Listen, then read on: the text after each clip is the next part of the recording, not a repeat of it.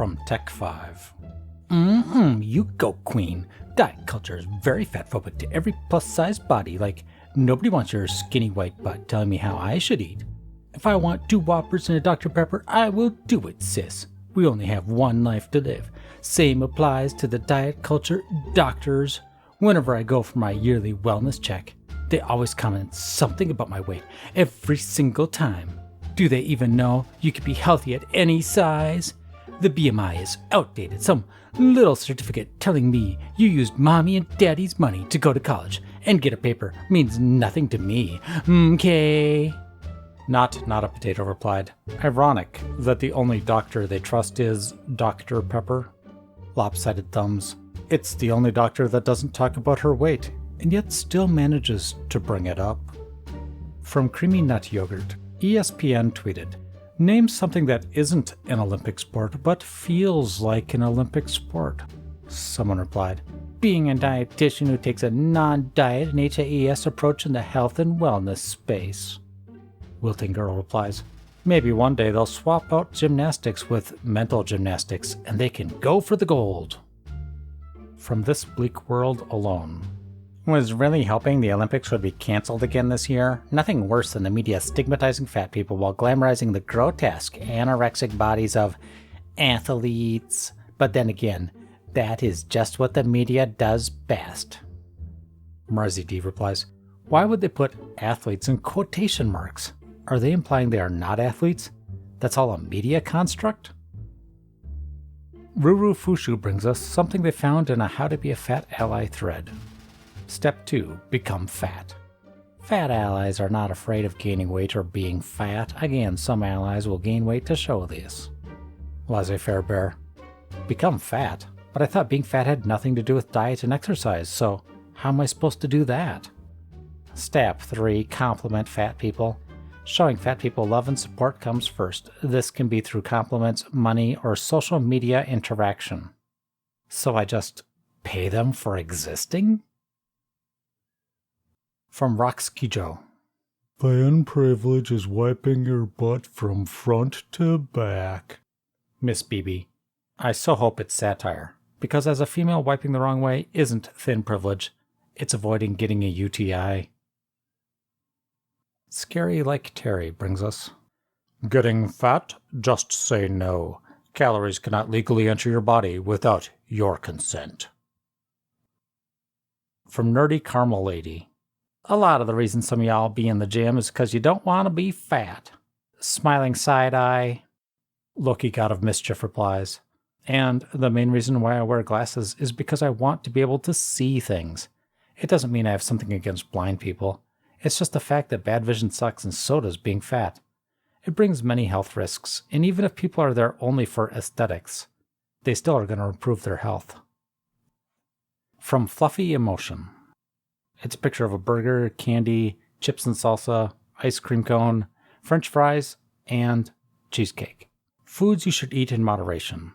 None. Your body can moderate itself. Hagglepoise replies, "If your body is moderating itself, you're still eating in moderation. Only the source of moderation is different. This makes no sense." Brought to us by Pixie's Gal. "A binge is your body's way of telling you that it needs more food." Prose Nyland replies, "Yes, my wise and finely tuned body, sending biofeedback telling me that it needs more Oreos?" And now a few tweets from Mean Fat Girl. "This is your semi-regular reminder that the obesity epidemic is and was always fake. Fat people never caused you to be quarantined for the 2 decades people have been screaming about the fake obesity epidemic. The word obesity is a slur because it made you forget that. When you see the fatphobic slur obesity, replace the word in your mind with fat people or fat children, and then see how the headline or proposal reads. Anything you propose to do about the fatphobic slur obesity is something you're proposing to do to fat people. And the reason why the word is a slur is because it makes you forget that fat people are people. Don't even try to defend the fatphobic slur obesity by saying it's a medical term. It's a medical slur. It's the word doctors use to deny fat people medical care. Yeah, we know it's used in medicine because they're using it to kill us. Leftists use the word obesity to indicate that the revolution is a weight limit, and then want me to contribute money and labor to them, and they think that's a-okay, because they only care about thin people, also known as the only real people. I get madder about this every day. Smiley face? The lesson here is never ask anyone you admire who has good leftist politics to stop being fatphobic, because you will lose all respect for that person because they will literally never stop. It has never ever once worked ever. Abdul replies, an epidemic doesn't necessarily have to be of an infectious nature. It can just as well be an excessively prevalent disease. And given that obesity is indeed a prevalent condition that has potential for harm on an individual and societal level, epidemic is a good descriptor. Montauk, a disease, really? If society as a whole is struggling with this prevalent condition, I'd put this down as a social issue that can only be remedied with structural change. Of course, it's a social issue, and the fact that it predominantly affects black people and minorities in the US further proves your point, but that doesn't necessarily mean that obesity is not a disease, because it certainly is from a physiological medical standpoint. And American public's obsession with the so-called fat acceptance further exacerbates this issue. The burden of obesity is increasing steadily, affecting predominantly already vulnerable groups like ethnic minorities and the poor. Here's another really long chain from Mean Fat Girl. Body posi is a textbook case of capitalist recuperation. Per Wikipedia, recuperation is the process by which politically radical ideas and images are twisted, co-opted, absorbed, diffused, incorporated, annexed, or commodified within media, culture, and bourgeois society, and thus becoming interpreted through a neutralized, innocuous, or more socially conventional perspective. Body positivity is a completely textbook case of capitalist recuperation, and you can't use capitalism to fix the damage capitalism causes. People who know exactly how capitalism works will literally forget everything they know when it comes time to apply that knowledge to the diet industry.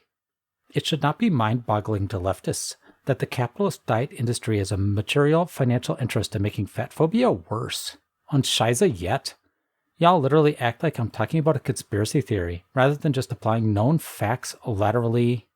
If you already know how industry capture works, and you already know how the political recuperation is a thing, and you already know that the industry has already paid for other kinds of scientific research to advance their interests, then I don't understand why this is hard.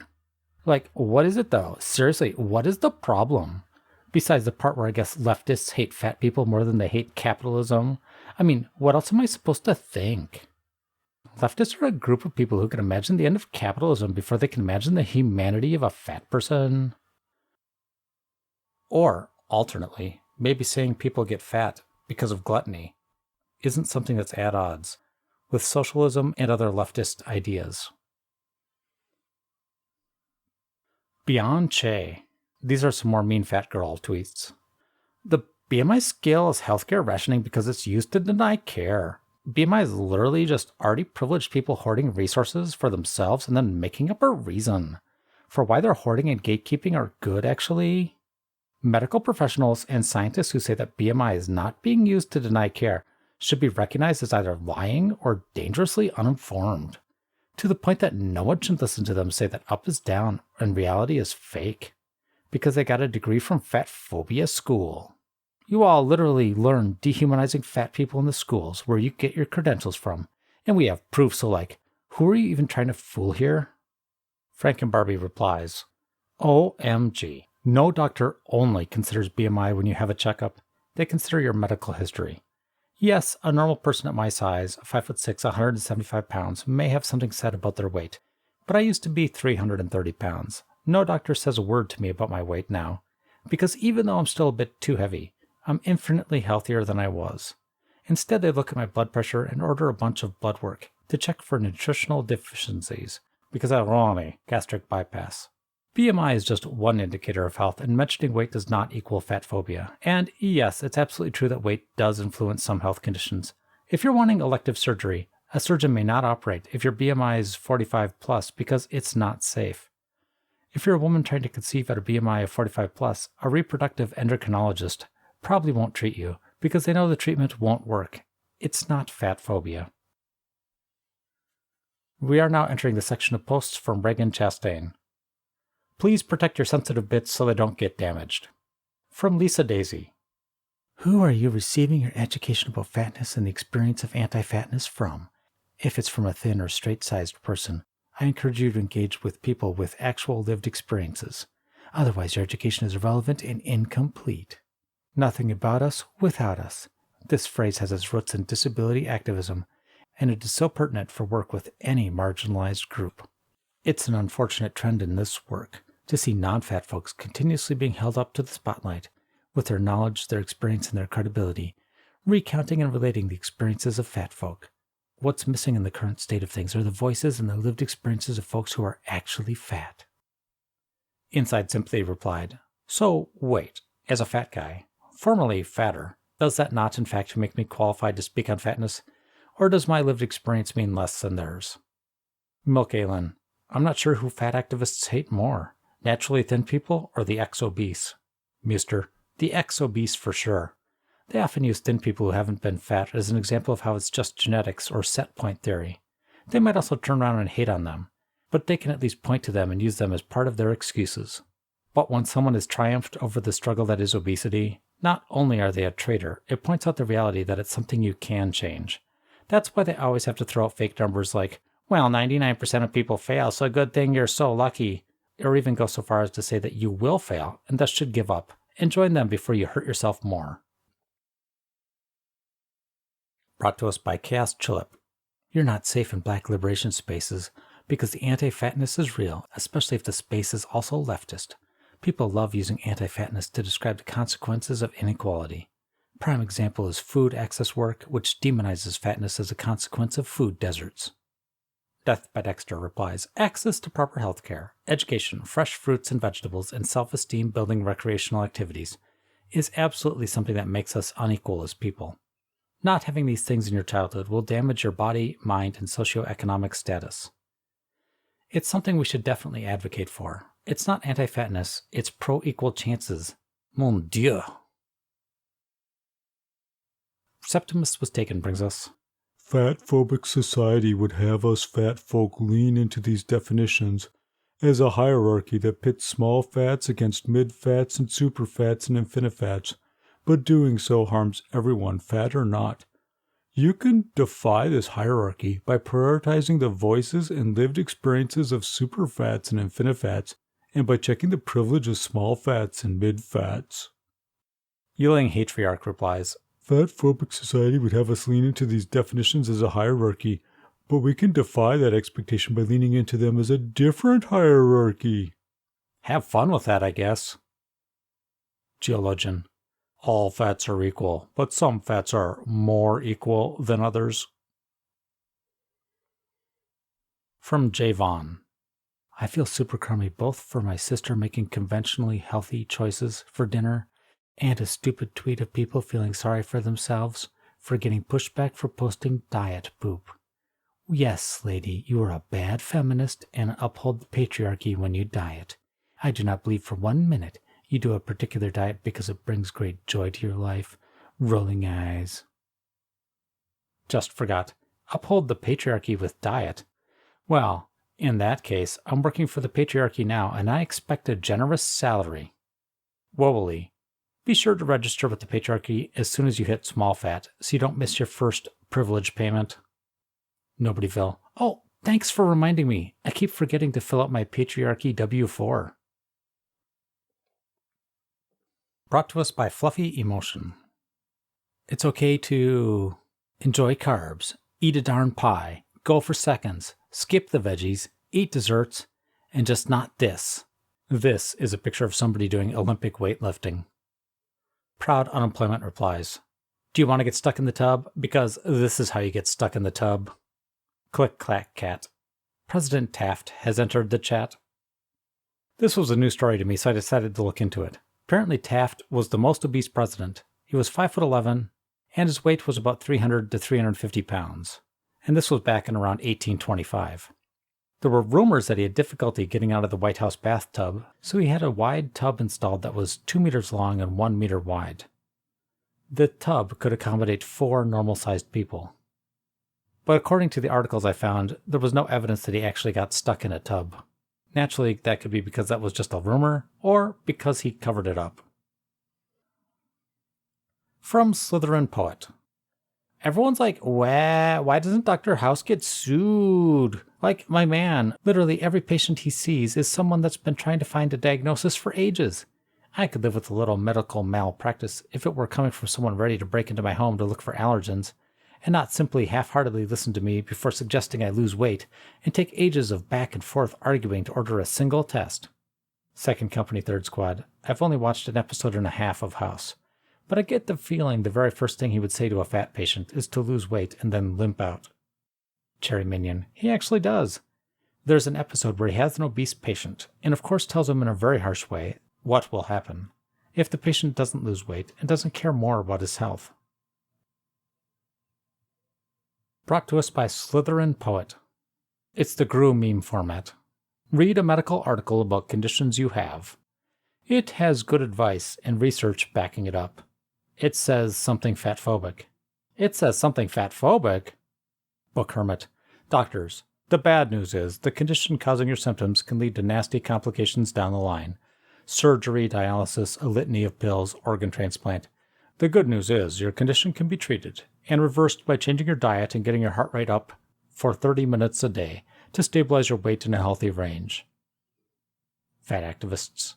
So there's no cure and nothing I can do? Chaos Chulip brings us. It's a picture of a guy smoking with a beer in his hand and a bowl of chips resting on his belly. Fat phobia is frequently disguised as healthism. Are you having thoughts about this human's choice? What are they eating? The size of their body? That they are drinking alcohol and smoking a cigarette? Does that make them any less worthy as a human being? Are you able to trust that this smiling person is able to make their own decisions about their body? Or is your head filled with thoughts of what they shouldn't be doing? Watch your thoughts. Do they match your values? Fight fat phobia and healthism. Kiss. My precious, replies. It's so freaking eye-roll inducing. I don't care what he puts in his body as long as he doesn't encroach on my airline seat. But stop peeing on my leg and telling me it's raining. That photo demonstrates behaviors that, if indulged in too often, lead to poor health. It's baffling that anyone is even arguing this stuff. Wonderful Pleco adds, the smoking thing gets me. Smoking nearly killed a family member of mine through its effects on the body. No, you shouldn't shame people, but there is a point where you should put your foot down and say, no. We need shoulds and shouldn'ts to live long and prosperous lives. Moderation is not a horrible thing. Brought to us by Fluffy Emotion. You have far less control over your body's shape than you've been made to believe. Famous Aside replies, so true. I see so many shape-shifting characters nowadays on TV. They're leading me to believe I might actually be able to shapeshift too. This is a misconception, guys. Welcome OK brings us. Stop infantilizing yourself in order to demand labor from your fat friends. Today is always a good day to address, dissect, and heal your internalized fat phobia. I don't get what labor they're talking about here, but anyway. Poppy replies, FAs, stop infantilizing yourself. Also FAs, my big soft smooshy tummy wummy is gurgling for some yummy nummy nourishment. Brought to us by Loser Town Central. Until I see mixed weight friendships.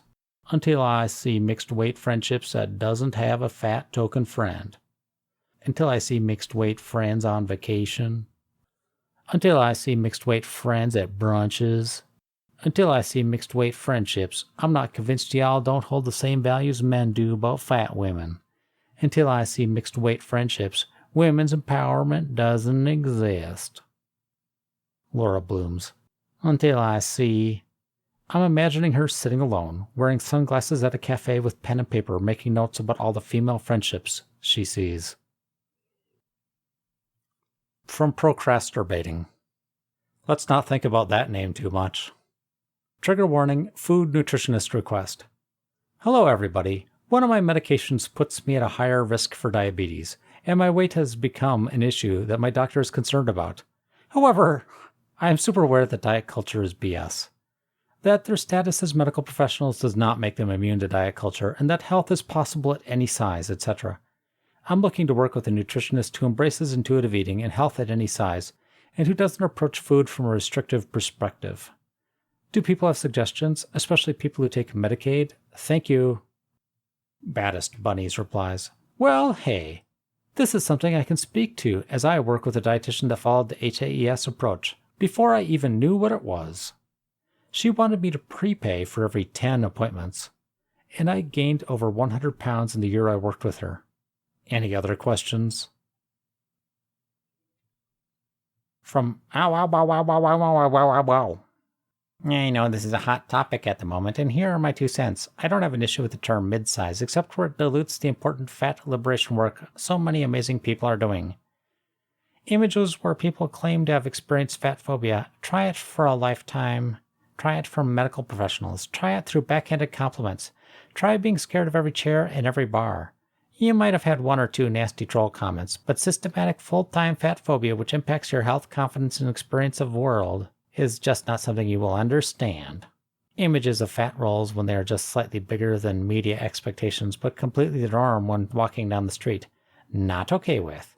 Images promoting fat-inclusive brands and body positive when actually they only cover the mid-sizes, not okay with. As I say, I have no issues with the term as long as it's being used in an appropriate way and in a way that recognizes that you do not understand what it is truly like to be fat. Anyway, I don't follow many mid-size accounts because I get value from my Instagram feed. I share because I hope it's helpful.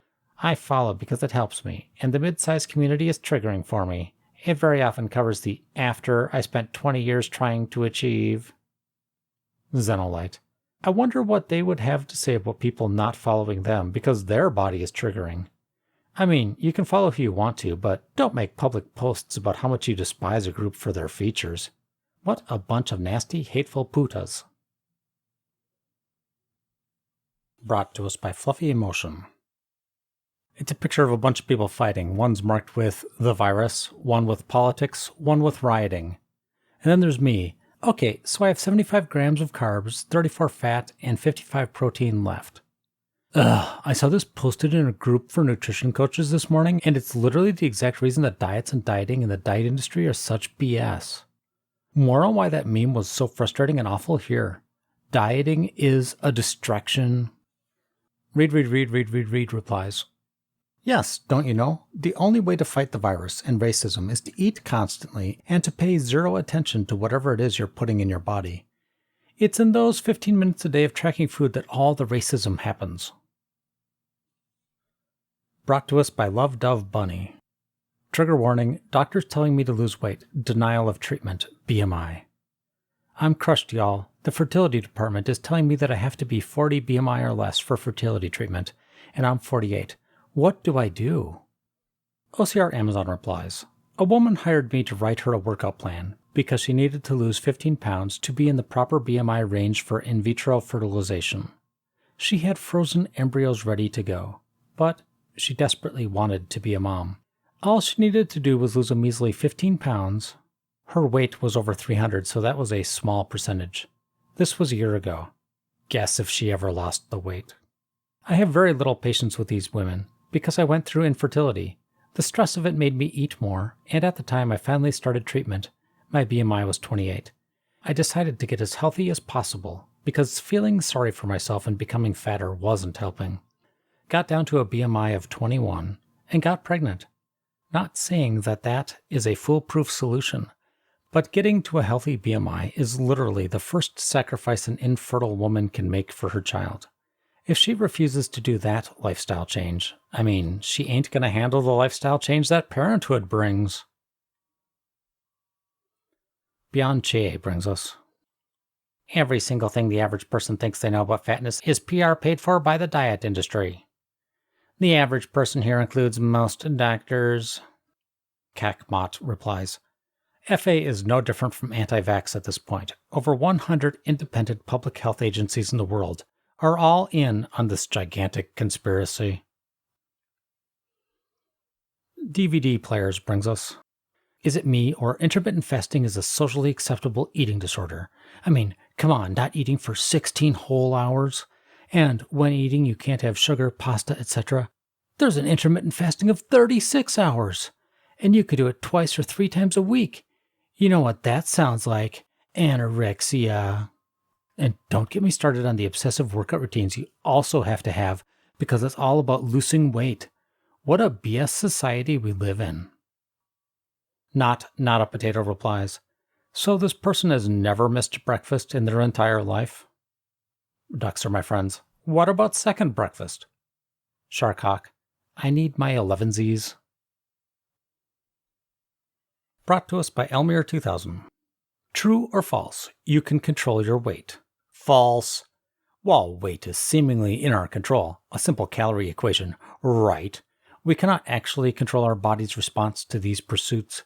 We can only control behaviors. Weight is not a behavior. You cannot control your genes that determine your set weight range.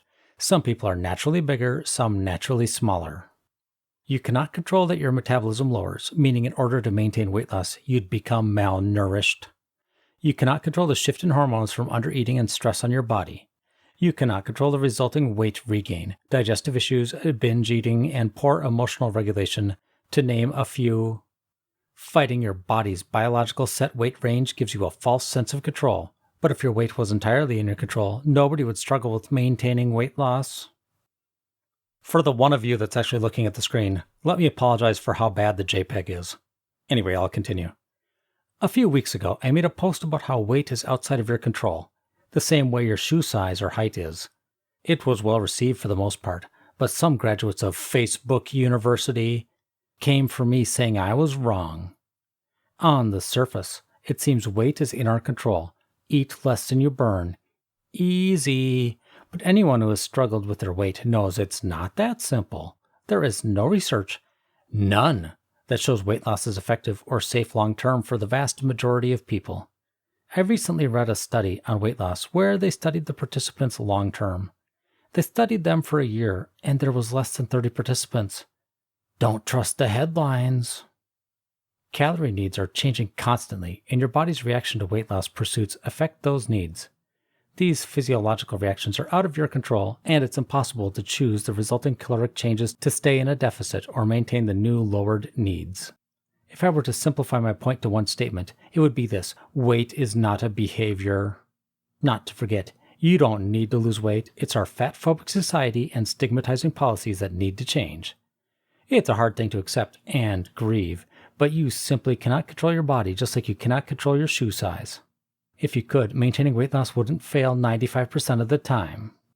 Green Apple Lady. And yet, every day on Lose It and Made Me Smile, you see hundreds of aliens that manage to do what this person claims is impossible. Rox Kijo brings us, if your take on fatness is, it's okay as long as you're healthy, my question for you is, would you laugh at a thin person going through chemo, or discriminate someone using a wheelchair in order to motivate them out of unhealth? That's how bigoted you sound. Firm Weather replies, I wish I could prevent cancer in the same way I could prevent obesity. Lisa Daisy brings us, it's a cartoon of a thin woman. Buy my program to change your diet and create your best summer body. And a cartoon of a bigger brown-skinned woman. If by best summer body you mean a body that adheres to white Eurocentric beauty standards created by a $78 billion industry that preys on vulnerable humans for their own financial gain, I'm not interested. Thanks. Inside Sympathy replies, ah yes. Back to the non-white people are supposed to be fat. My favorite flavor of racism. Peculiar Coloratura tried leaving a positive response on a friend's post about how to congratulate people on weight loss. Peculiar Coloratura. I usually try to make it clear how glad I am that they are healthier, not thinner. OP. And if you push health, then it definitely will come across as caring about them, not their image. Triggered person. Thin does not equal healthy, and fat does not equal unhealthy. If you look at a fat person and think unhealthy, then you have a long way to go in terms of body acceptance. Peculiar Coloratura. There are certain points in weight where no, it is no longer healthy. That's just science that would be backed up by any medical professional. Saying I could be 5'2" at 300 pounds and I'm still healthy and with no complications is called being in denial. Wrong Sunday brings us, since BMI is measured through height and weight, why don't doctors start telling people to grow and or shrink in height to improve health? Oh yeah, That's lazy medicine. It would be considered absurd. How do you argue against this level of stupid? Brought to us by Fluffy Emotion. My GP told me to avoid carbs and my vascular specialist said to eat less. Neither of them bothered to ask about my nutritional habits. They just made assumptions and pushed dieting and surgery. Someone replies, that's totally wrong. They just assumed you were eating too much. Most of us in larger bodies are actually eating too little. Okay, medicine. Secret Eaters is calling. Haley Rose adds, it is amazing how in denial we can be, and if you really think you're eating too little, why not try eating more? They would quickly find out that that is not the issue. They know deep down that they are eating too much, but they don't want to face it, so they make up excuses and don't test them even when they are easily testable. You're a Wild Man brings us, this just in, skinny people are extinct. Why do we have fat bodies? Because our ancestors survived. Our ancestors are the ones who survived. Your ability to store fat is an evolutionary protective human feature that protected our ancestors from famine, and that still protects you from restriction. You are here for a reason. Your fat body is here for a reason. Your existence is right. There are aliens, though, replies. Fat logic aside, I generally don't understand the core of the argument, because literally everyone who's alive right now have ancestors who are the ones who survived. That's how existence works. So I assume everyone must be genetically perfect and the peak of human evolution. World's Best Lasagna brings us. The prevalence of eating disorders more than doubled from the period 2000 to 2006 to the period 2013 to 2018. Thanks, diet culture. Ekimzal replied, those periods would have run under two separate editions of the DSM. That's the Diagnostic and Statistical Manual that doctors use to determine if you have some mental illness. There's a good chance that some of this could be from changed diagnostic criteria. Also, the prevalence change could have come from less stigma toward mental health services, and there being more people in some form of treatment period. From Nameless Glory. All men have been brainwashed by diet culture and Western media, but fit men have been brainwashed the most. Gym bros are literally incapable of believing that women who aren't thin and go to the gym even exist. They outright ignore and reject any woman who doesn't fit their ideal fit woman type, which is just a thin woman with abs. It's so fudging infuriating. Why is it bad that we like women who have similar lifestyles to us? I think it's quite nice for a fit couple to be motivating each other to exercise and eat healthy foods together. Eat healthy foods together? Tell me you're a fat-phobic gym bro. Without telling me you're a fat-phobic gym bro, there's no morality when it comes to foods because all foods have the same function and purpose. And if you think only finding women with privileged, thin, fit, and Eurocentric bodies attractive is okay, then you are bigoted and misogynistic toward plus-sized women. I'm not a bigot because I find women who have the same lifestyle as me and are fit like me attractive, but whatever, have a good day. You're so fudging brainwashed by the media you don't even realize it. And I'll have a good day with or without your comment. Just Forgot replies, this only proves my suspicion that fat acceptance activists prefer fit men and not fat men. If they thought fat men were as attractive as they want to be perceived themselves, they would be out and about seeking fat men's approval. Brought to us by Quirky Force. Diet culture claims that eating sugar supposedly increases the risk of developing diabetes, but that's just not borne out by strong evidence. Proud Unemployment replies, is this more of that correlation doesn't equal causation BS? Because if that's the case, just don't bother using a parachute when skydiving. Because remember, not everyone who falls out of a plane without a parachute dies, and people can die with a parachute.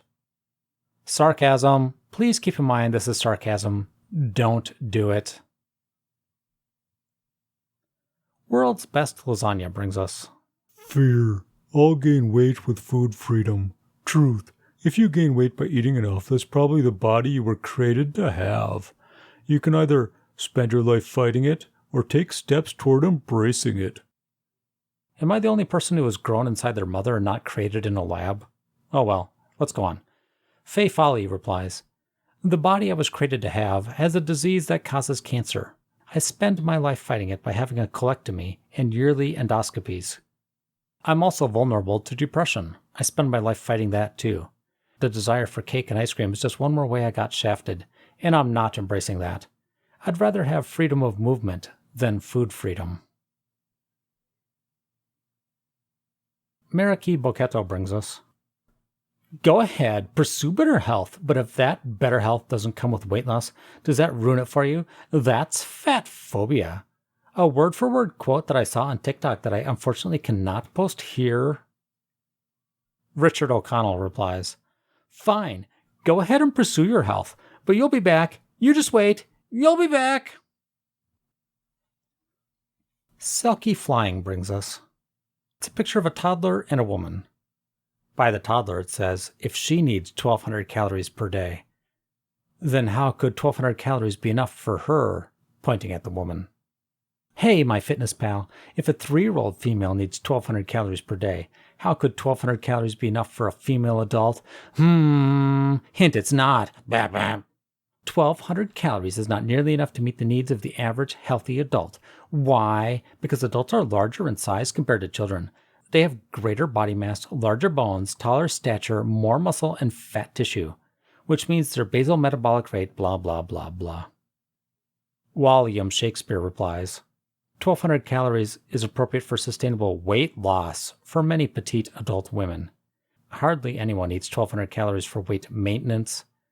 That said, these people would say anything less than 2,000 calories is starvation. Rolling eyes. From One Wing Honeybee. Apparently, The Sims 4 having a lose weight resolution for the New Year's holiday is fatphobic and not size inclusive. This comment was on a post about a character who is supposed to be mean, old, and bitter, who tells your sim that they've eaten too many cookies. I think that they shouldn't have stuff like this in the game. People get enough fat shaming and body anxiety in real life. Besides a New Year's Eve resolution option, The Sims have been refreshingly size-friendly. Someone replies, how is the New Year's Eve resolution not size-friendly? The answer, it's an implied assumption that one would or should want to be skinny in the first place. There is no option to gain weight as a resolution. After all, it's not neutral. In real life, as soon as Christmas is over, we are bombarded with weight loss ads pushing supplements and diets that are rarely helpful in the long run, mostly just leading to yo-yo dieting, money loss, and guilt. Gyms become packed with people who will never return after a few weeks. New Year's Eve is the peak time for diet culture toxicity. Whether or not there is size shaming or a toxic diet culture in the first place is not something open to debate for me, just an FYI. If anyone disagrees with me and thinks that fat people should be shamed into losing weight, I suggest saving your energy and typing it to someone else. Lime Quartz replies, gyms become packed with people who will never return after a few weeks. Yeah, that's called being undedicated. A New Year's resolution is, ideally, supposed to last throughout the year.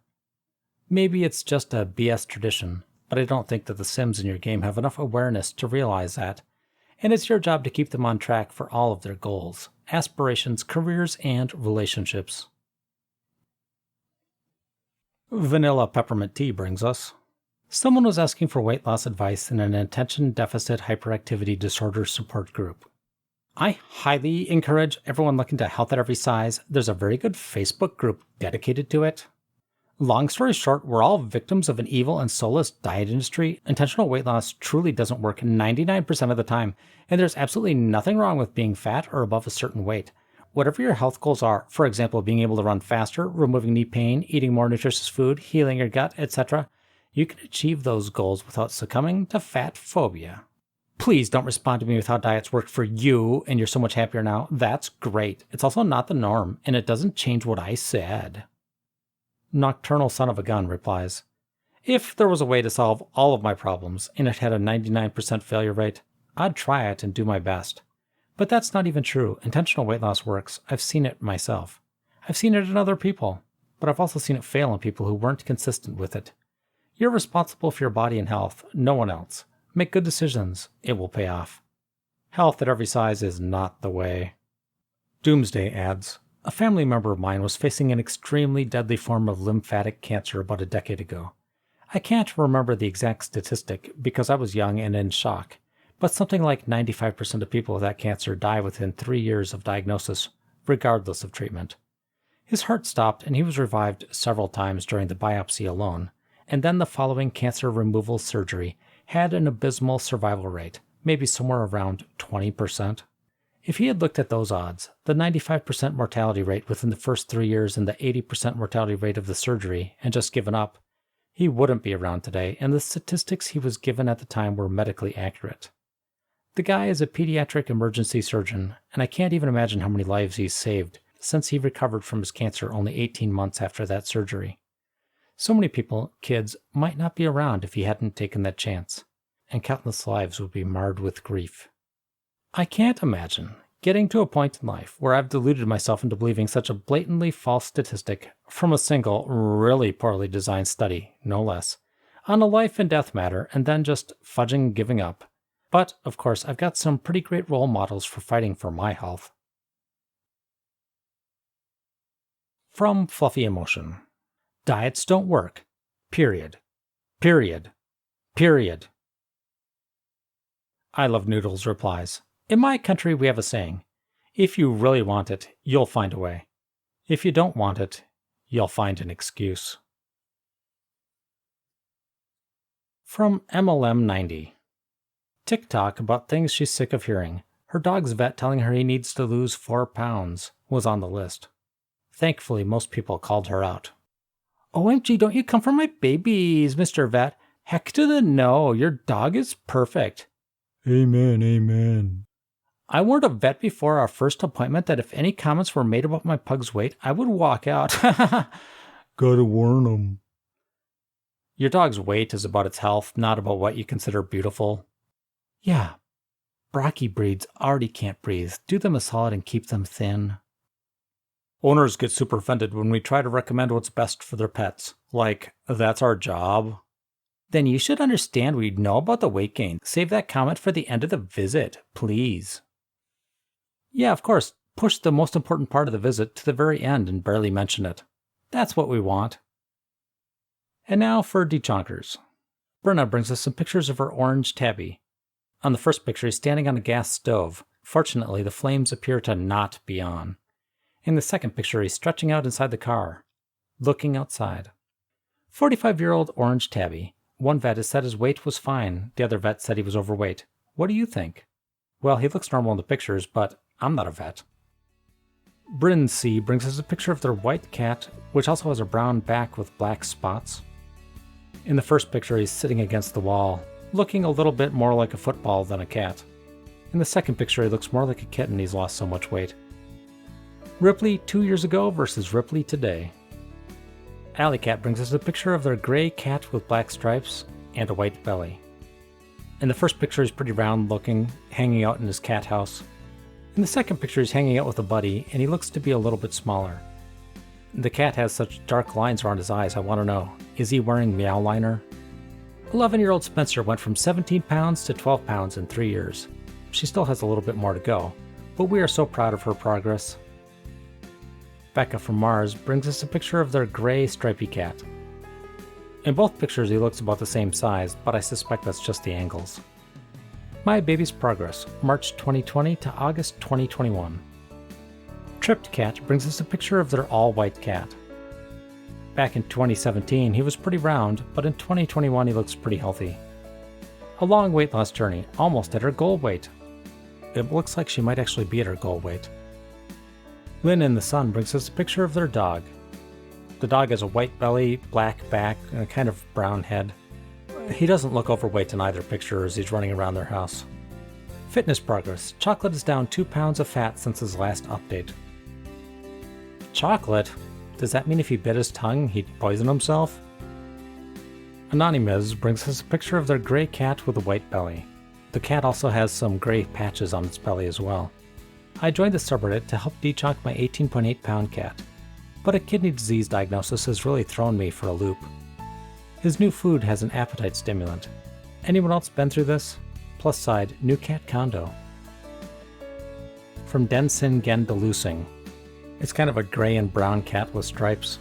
On the first picture he's laying on his side, looking pretty chubby. In the second picture he's sitting up. Still looks chubby, but it could just be the angles. The first pic is from when I picked him up in the shelter in January. The second is from yesterday, Successful Dechonkification. From Tree. These two Dechonkers were bonded, so we adopted them together. Graydon, the cat, has gone from 19 pounds to 14. The dog, Chenna, has gone from 27 to 22. They still have many more to go. The cat's black with a white patch on its neck. The dog doesn't look very big, but he does look like he started off pretty overweight. He's kind of an orange dog. Playful Motor brings us some pictures of their pit bull. The pit bull has the coloration of that dog from the Rascals with a little patch on his eye. Rescued pit bull around 70 pounds to 50 pounds. In the first picture, it's an overhead picture, he looks a little bit chunky. In the second picture, he looks a lot thinner. Both the first two pictures are overhead pictures, so it's a little bit hard to see what the dog really looks like. The third picture, the dog's posing for the camera, with his ears sticking up and his tongue out. Thank you to everyone who helps support me to make these videos, and to everybody who comes and watches. A special thanks goes out to Hannah McNally, Carl Williams, and Sarah Ahern for their generous support. That's the end of the video. If you liked it, consider clicking like and subscribe. If you really liked it, consider becoming a member. As always, there should be more Fat Logic videos every other Monday, and on the weekends I'll be looking at videos made by fat logicians.